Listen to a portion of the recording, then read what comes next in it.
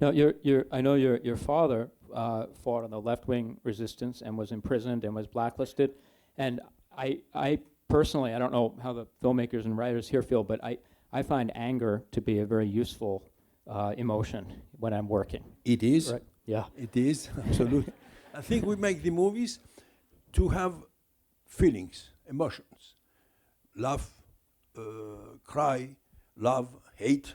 I think the hate, and it's sometimes a good emotion, a good thing to have for some situations. Of course, and I think we did that movie with that kind of feeling.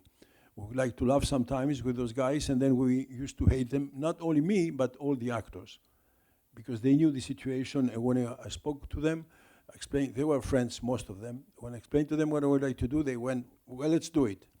And I said, "We don't have money to pay you." I said, "No problem. Let's do it anyway." Did you immediately have the sense that you would have the sort of wandering camera and you would have this almost sensory overload in the images at the beginning? You know, my belief is that the editing of the movie, you do it during the writing of the script, first thing. And then you make the movie, you do the shooting, and of course you start thinking about the editing, and then you do the editing of it. And I think you cannot edit a movie if you don't have the material to edit, you know. So the music, yes, during the writing of the script, I trying to listen music to see who could be the actors and what kind of music. Yes. Yeah. Now the film was, of course, shot in Algeria, and because you couldn't shoot it in Greece, did the fact that you were working in French, do you feel that was? Did it frustrate you that you couldn't make it in the language that was your native language, or do you think in a way it freed you because you were? It almost abstracted the politics into a different place. No, it was even better in a certain way, as you probably saw, that I don't use names. Right. I don't use Greek names. I just use functions, because to me, it's the general, the lawyer, the doctor. It's that makes the movie in a certain way much more universal. My fear was to make a movie, kind of folkloric movie about, because when we're doing the movie, nobody would believe that would be a good movie. Nobody would believe it was going to give us money. We did it without being paid. Most of the actors accepted it without being paid. So the whole effort was to make the movie as good as we could do it. And that was all. Nobody would believe that this movie would be what happened to it. And to verify, because it was important not to invent scenes. It was important to find the right things that have been said, the right persons who were there in the right moment and different situations. So I went through different witnesses. Of course, the Vasilikos, the one who wrote the book, did it before me, and I did also myself later during the writing of the script. So it was important to show different points of view in that story.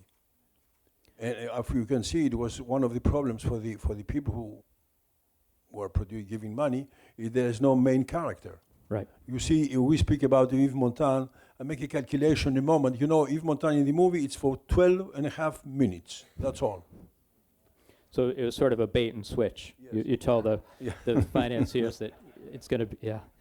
A lot of us have probably used that technique in this room. I read a quote where you said the role of art is to make visible what is not visible in society.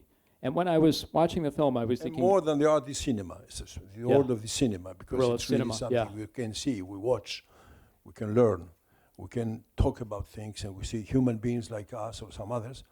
And for that, I think the role of the cinema is very important in society. There is a French philosopher, Roland Barthes, who used to say, all the movies are political, or there is politics in every movie, or we can analyze every movie politically. And I'm sure of that, completely sure. So I'm speaking, I have human beings, like in every movie, human beings who have problems. I'm trying to explain their problems. And of course, I'm facing the problem of the power. Who has the power, how he deals with the power, whatever is missing, or the confession, or Z, for example. So, and the way they use the power can make us happy or can make us miserable. And of course, each one, to extend that idea of mine, all of us have some power to some people. There are people up above us. So the way that power is used makes us happy or miserable. We are facing another power, the power of the money, the power of a few people around the world who run, in my feeling, they run completely our democracies. I think today the power of money is stronger than the people we elect to run the countries. Yeah. But also, I was very lucky as a young immigrant when I arrived in France to meet extraordinary people like Yves Montand, Simone Signoret, and to be part of the group, Chris Marker, some others, Georges Samprin, the writer. So I was really very lucky to discover that the politics were not, should not be fanaticism. We have to be critical and to try to understand. And same for the art, for the cinema, the way we make in cinema, why we make in cinema, and those things. So it was for the young immigrant I was a big, big lesson.